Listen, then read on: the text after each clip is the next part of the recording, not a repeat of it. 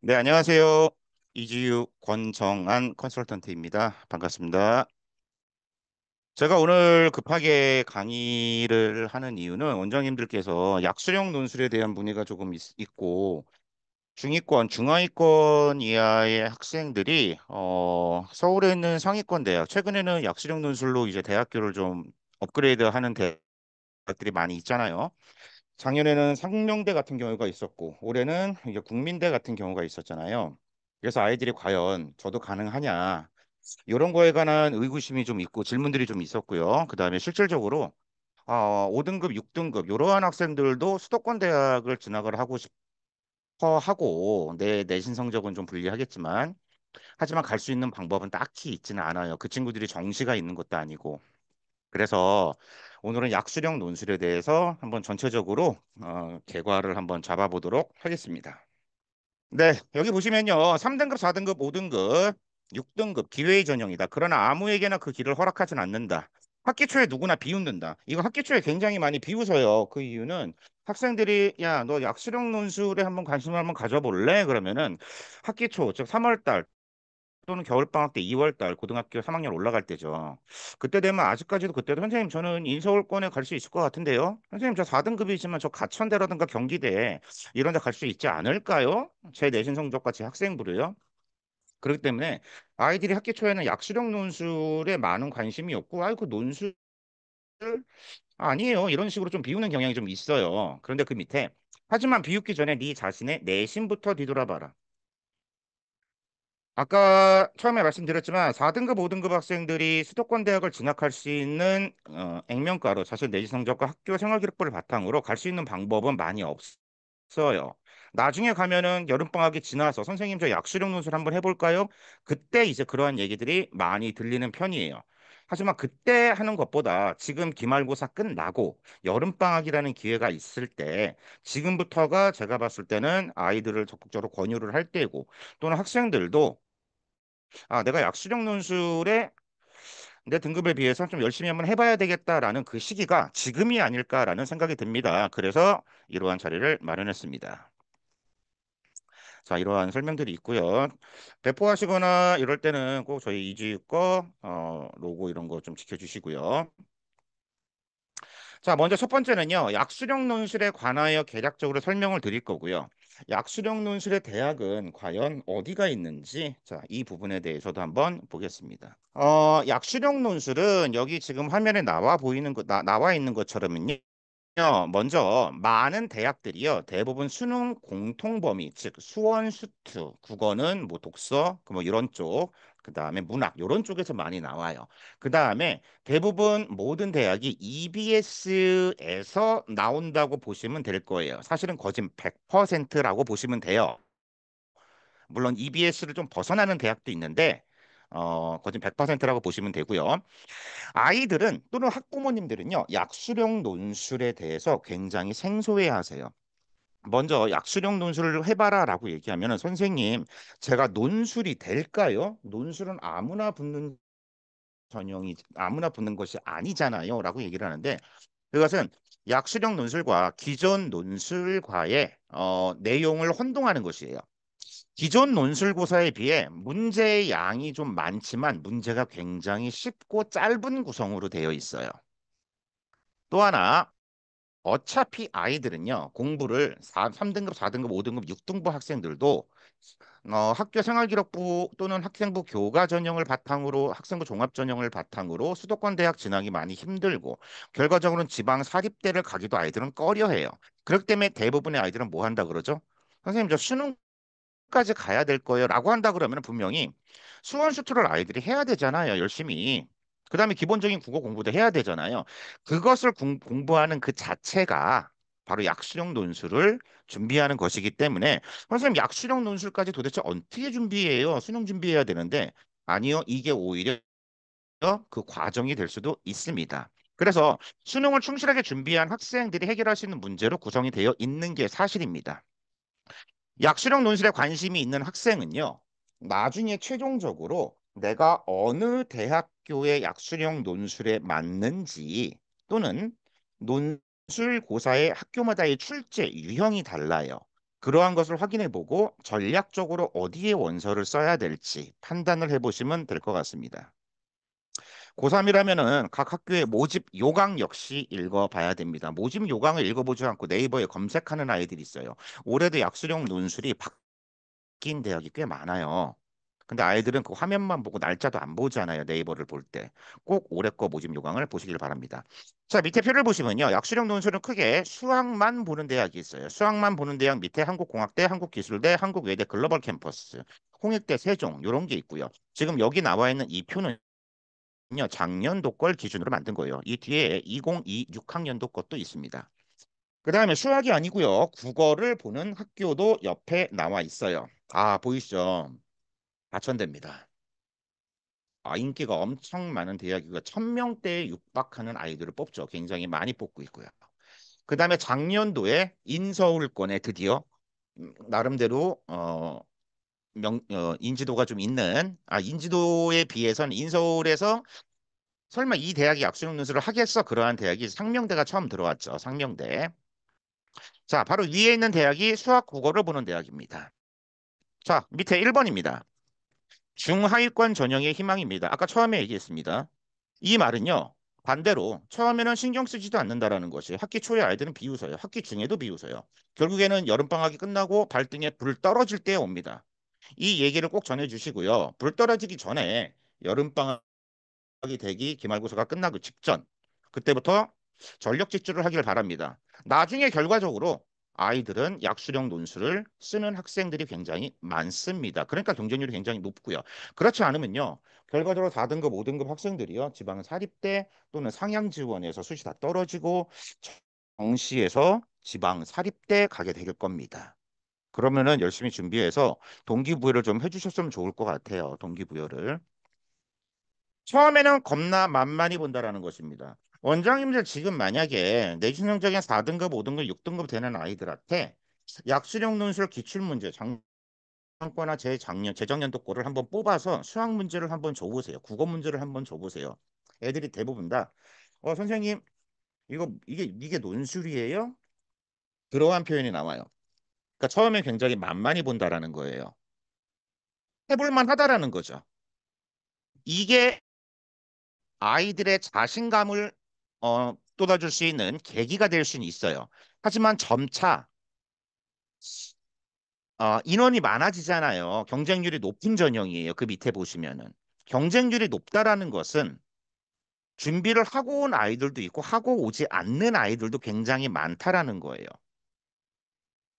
요거 역시 쉬운 만큼 사실은 굉장히 공부를 열심히 해야 돼요.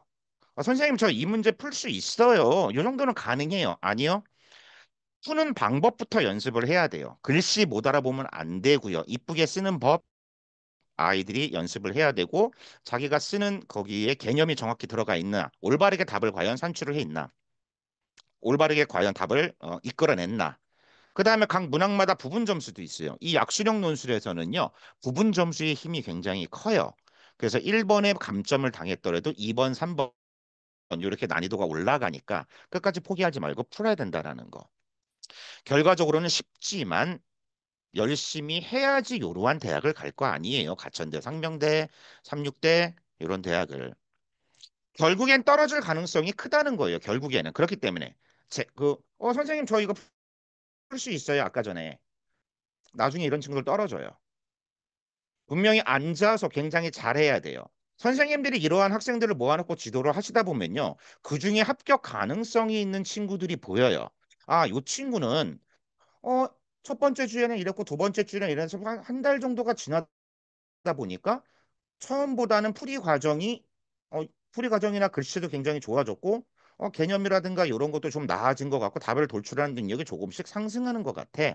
어라, 어떤 학생들은 처음과 달리 답을 어떻게든 풀어서 아이들 이렇게 막 풀잖아요. 답을 풀어 답을 맞추는 거는 같은데 발전하는 능력이 없네. 답을 이끌어내는 서술하는 그러한 능력이 없네. 물론 알려주셔야죠. 이런 거는. 이런 친구들이 나뉘게 됩니다. 그런 친구들이 보이는 것은 선생님의 감으로 보이는 게 아니에요. 분명히 약수령 논술을 할 때는요, 제발 부탁인데, 우리 원장님들이 또는 수학 선생님들이 아이들이 답안으로 제출한 거에 대해서 첨삭지를 꼭 배부를 해주셔야 돼요. 첨삭을 하고 우리 원장님들 또는 수학 선생님들도 기존에 아이들이 썼던 것을 아이들이 풀었던 것이 과연 어떤 식으로 발전해 오나, 얘가 언제는 이랬는데 지금 요 정도까지 바뀌어 왔네. 그러한 답안지를 꼭 가지고 계셨다가 아이가 발전하는 모습을 보면서 동기부여를 해주시면 좋을 것 같아요. 이 첨삭이 결국에는 핵심이 될 것 같아요. 문제를 아무리 많이 푸는 것보다. 5번은 계속 좋은 대학교리 나를 꼬시니. 약수령 논술에 올해 뭐가 생겼죠? 국민대가 생겼어요. 그렇기 때문에 국민대 약수령 논술에 대해서 묻는 아이들이 상당히 많아지고 있다라는 얘기예요. 상당히 많아지고 있다. 그러니까 선생님 저도 국민대 갈 수 있을까요? 4등급, 5등급? 4등급, 5등급 국민대 못 가잖아요. 사실은 쉽지 않잖아요. 근데 이번에 보세요. 약수령 논술에 4등급, 5등급 학생들 분명히 많이 들어옵니다. 제가 설명 안 한 게 하나 있네요. 여기 가운데 고대 세종이라고 있잖아요. 그죠? 여기 고대 세종. 미적분을 포함해요. 그리고 시간도 120분이에요. 제가 여기에 뭐라고 적어놨냐면 여기에 물음표를 적어놨어요. 과연 고대 세종이 물론 약수령 논술은 맞거든요. 근데 과연 이것을 약수령 논술로 봐야 되냐라는 그 의구심 때문에 그래요. 수학 6문제만 봅니다. 근데 그게 전부 다 미적분이에요. 인문은 교과 통합형 2문제 나와요. 근데 제시문이 굉장히 길어요. 그러니까 시간이 굉장히 길 거 아니에요. 나름대로 굉장히 어렵다라는 뜻이죠. 그래서 이거 설명드리고 다음 페이지 넘어가겠습니다. 제가 이거 PPT를 굉장히 급하게 어제 만들었거든요. 그리고 쭉 한번 만들면서 생각을 했지만 제가 영상 강의를 들어보시고 원장님들에 맞게 제 PPT를 사용하시고 원장님들에 맞게 그것을 재구성해 보시면 좋을 것 같습니다. 자, 그래서 기존의 약수령 논술에 대한 특징, 그 다음에 오른쪽에 죄송해요. 기존의 논술 전형에 대한 특징을 왼쪽에 적어놨고, 약수령 논술의 특징을 적어놨습니다. 그래서 앞에서 얘기했던 거, 교과형 논술, 앞에서 얘기했던 것이 대부분 다 나와 있습니다. 자, 그 중에서 하나만, 자, 여기 두 개만. 여기 보시면요. 국민대 보이시죠? 국민대가요. 우리 가천대라든가 상명대 이렇게 약수령 논술에서 어느 정도 인지도가 있는 대학들은 국어 문항이 어떻게 나오면요. 한 어절을 쓰세요. 아니면 단어를 쓰세요. 아니면 한 문장 정도를 쓰세요. 요 정도가 나오거든요. 근데 국민대 국어 문항의 일부에서는요.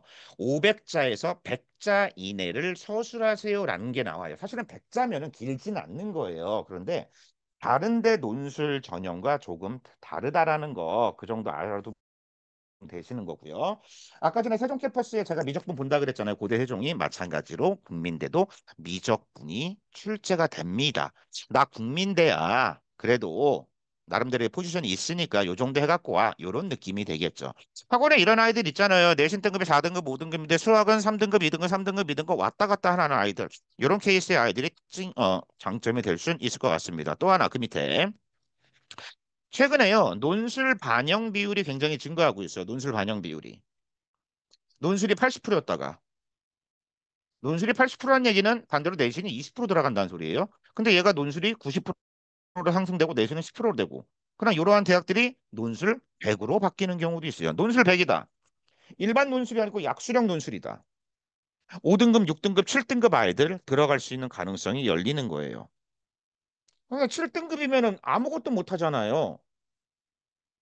아니요. 수학만 잘하는 아이들도 꽤 있어요. 수학 3등급 나오는 아이들도. 그래서 대학교의 발표 요강을 좀 보시면은 입시 결과를 좀 보시면은 6등급, 5등급 후반, 6등급, 7등급들 아이들이 있는 표본들이 꽤 보일 거예요. 그러한 대학은 대부분 다 논술 100 전형입니다. 그래서 이러한 것도 원장님들 한번 보시고 각자 학원에 맞게 쓰시면 좋을 것 같습니다. 한신대. 마음이 조금 아프죠. 수원대보다도 이거 오산 쪽에 있거든요. 경기도 오산 쪽에. 내신 등급 5등급 대 아이들이 약수련 논술을 쓰면서 수원대도 고민을 하는, 지가 수원대를 고민하면 안 돼요. 한신대도 고민을 하더라고요. 한신대도. 근데 한신대도 사실은 5점대가 가기는 쉽지는 않아요. 그리고 충분히 통학이 가능하잖아요. 그죠? 통학이. 자, 보시면은 내신 20% 반영합니다. 내신 20%. 자, 논술 전형 제외예요.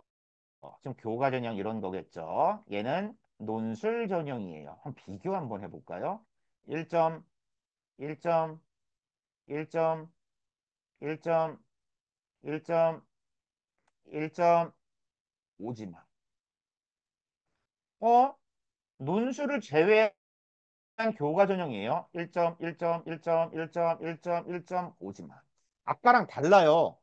내신을, 그러니까 요것도 포인트예요. 요것도 이제 입시의 관점에서 아니면 설명회의 관점에서 포인트가 원래는 교과 전형의 학생부의 내신 산출 환산 점수와 등급의 내신 산출 환산 점수와 논술 전형에서 등급의 환산 점수는 달라요. 모든 대학이. 그런데 한신대는 어때요? 똑같죠.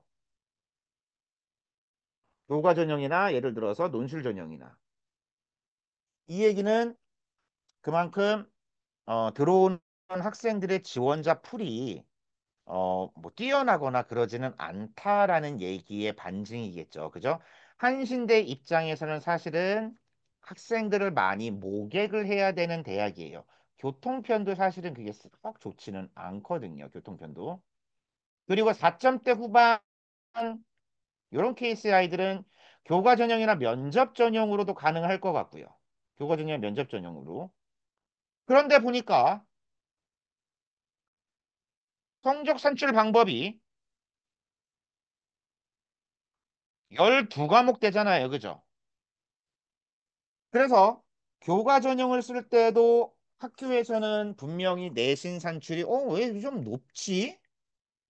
논술을 볼까요? 논술? 뭐라? 자유전공학부가 2.71이 썼어? 한신대를? 3.91이 한신대를 썼어?